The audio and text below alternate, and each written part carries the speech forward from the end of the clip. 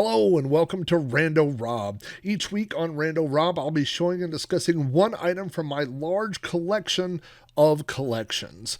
New shows appear every Monday, and throughout the week, I'll be adding older episodes of Rando Rob that were previously only available to my Patreon subscribers.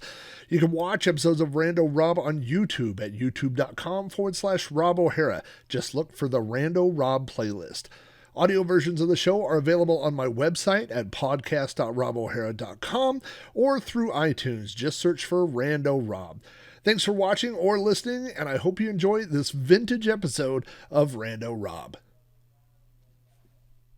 Hello, everybody. Welcome to another episode of Rando Rob. I want to start this quick episode off by telling you that I've never really had this happen before, but as I pulled out this week's item for Rando Rob, I just had this flush of memories come back and stories, and I am going to do an entire You Don't Know Flack episode about this topic. This is not something that I expected. And I think this is the first time this has happened with Rando Rob. But yeah, I definitely found out that I have a lot to say about this topic. And so what this topic is, if you're looking right over there, it's Showbiz Pizza, a.k.a. Showbiz Pizza Place, and the award-winning band, the Rocket Fire Explosion. Now, the reason that another thing, this is a first, I believe, for Rando Rob, is that I did a few minutes worth of research, which is something that I don't do on Rando Rob, and I said I wasn't going to do. These are supposed to be off the cuff little recordings, a little thing from me to you, my Patreon supporters, for supporting the show. But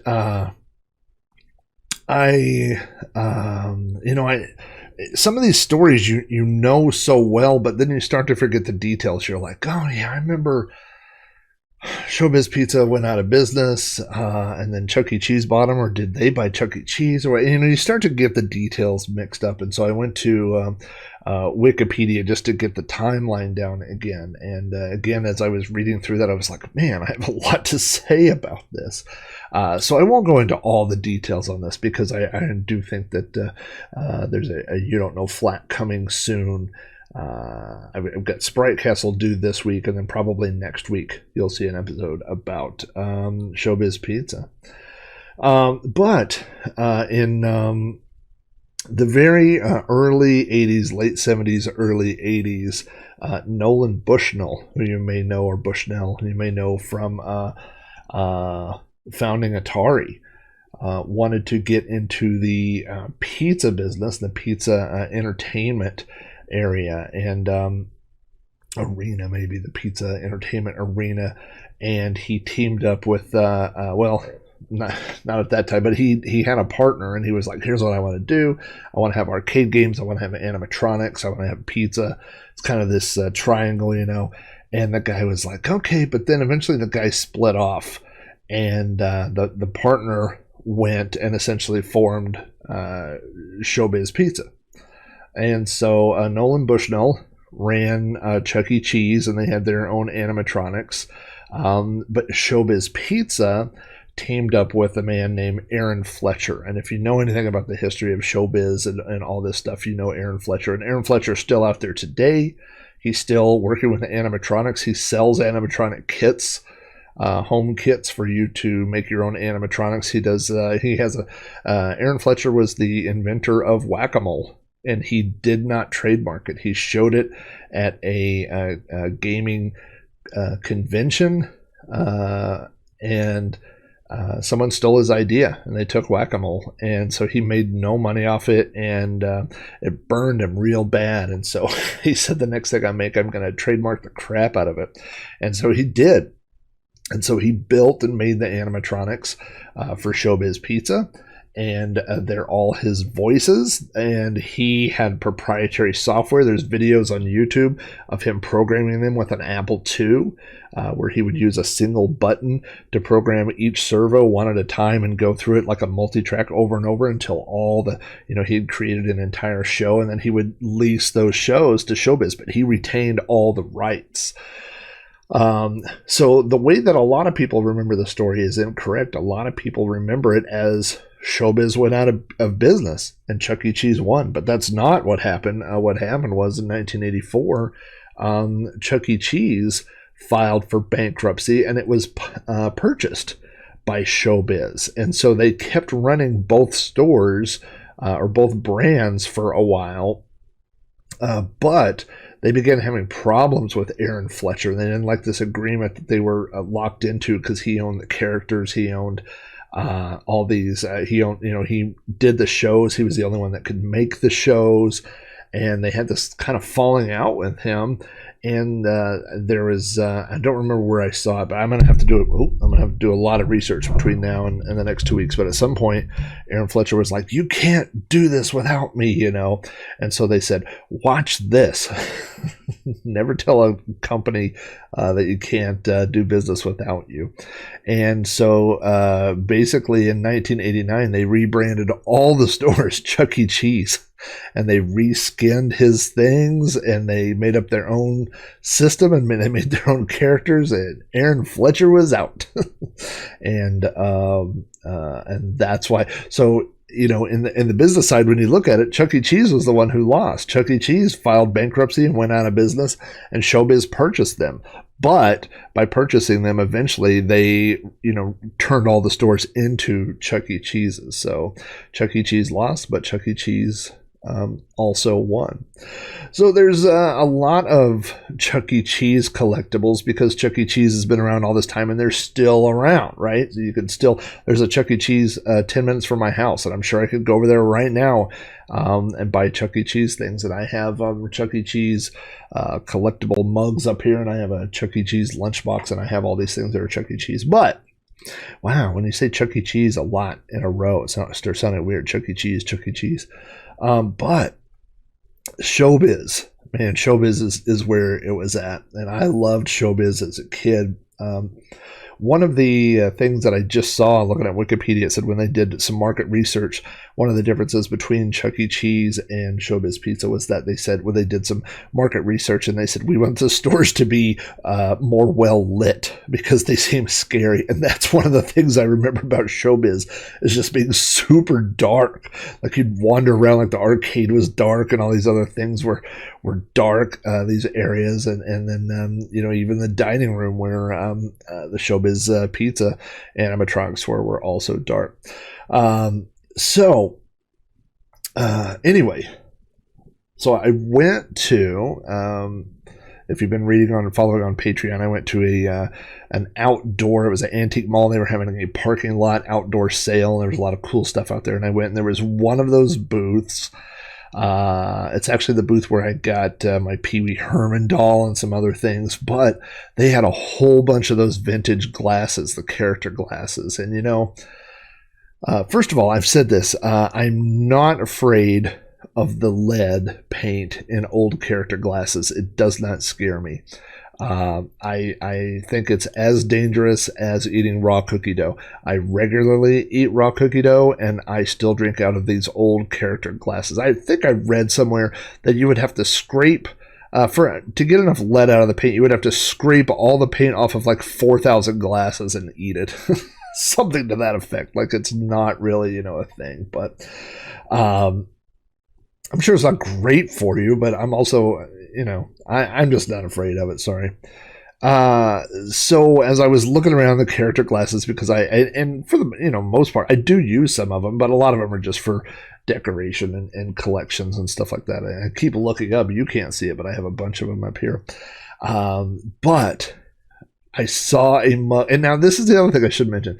A lot of times when you go to like thrift stores, they'll have these glasses, or not thrift stores, but antique malls or something. They'll have these glasses, and they'll be like $15 or $12, and I'm like, that's too much, But this place had all their glasses for $5, and $5 is a fair deal. I'll pay $5 for a glass or a mug or something like that. And so this is the mug that I found, and it's Billy Bob from Showbiz Pizza Place. When I display these, I don't have it right now. You know what? I can do this on the fly. This isn't. Here's it. Gotta find a piece of paper. Here's a piece of paper. Here's a printout. Don't ask. So what I do when I display these is, first of all, well, normally I take these papers and I rip them in half or cut them in half. I don't have scissors right here in front of me, so try to crease that. See if I can do this.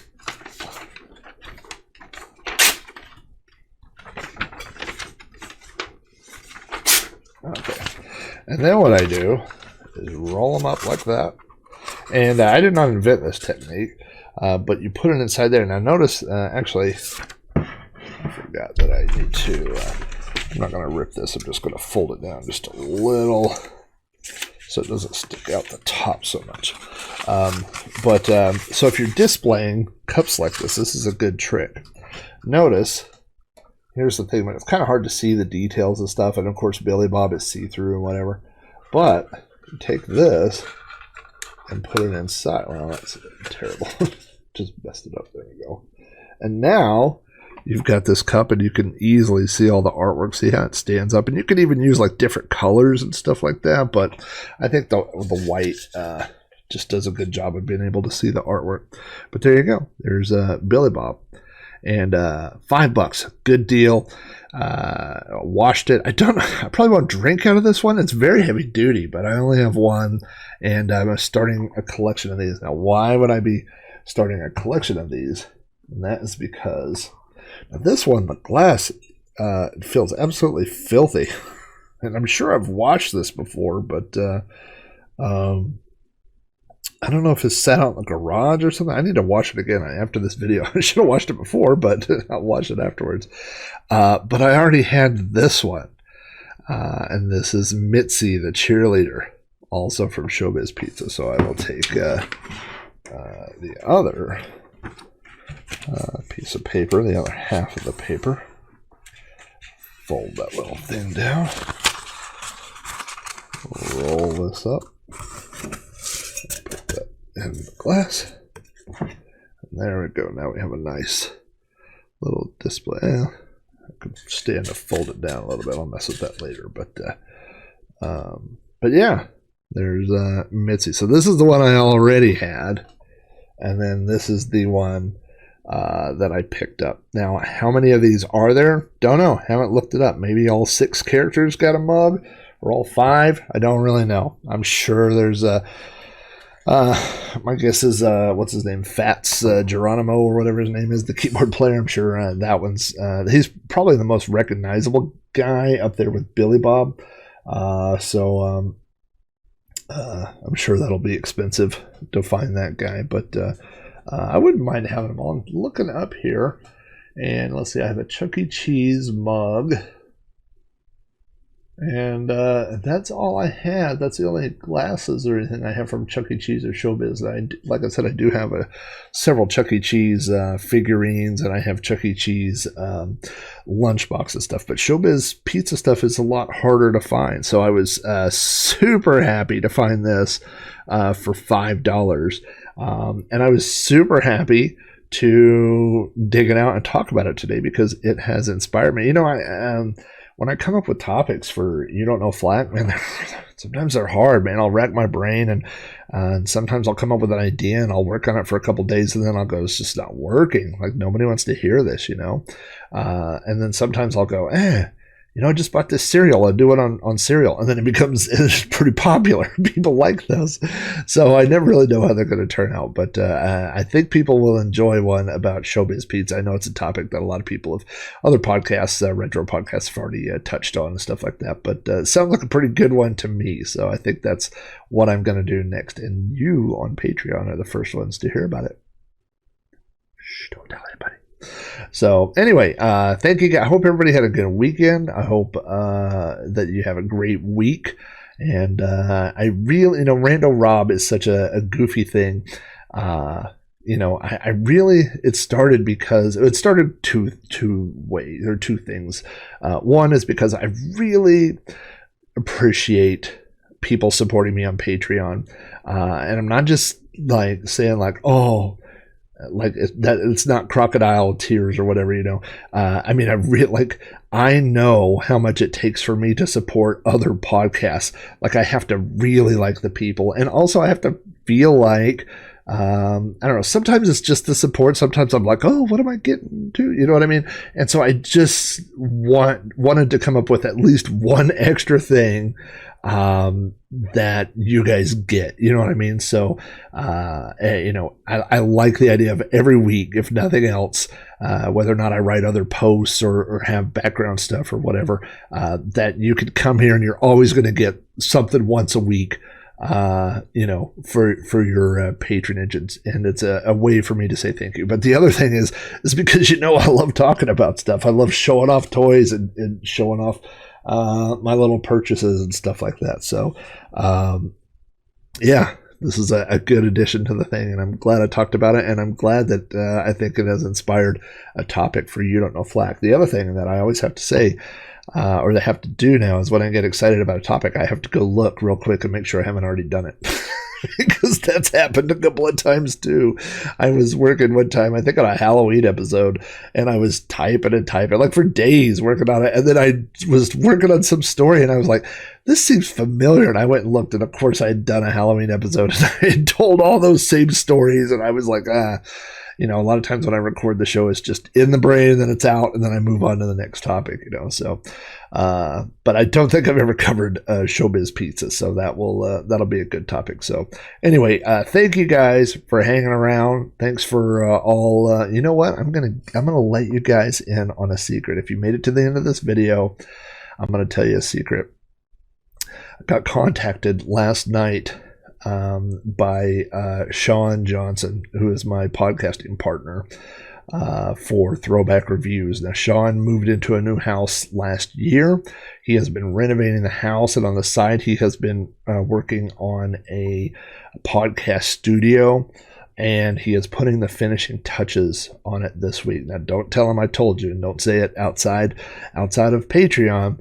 But we are tentatively scheduling something for not this weekend, but next weekend, to record, blow the cobwebs out, and get something out by the end of September. So I'm super excited about that.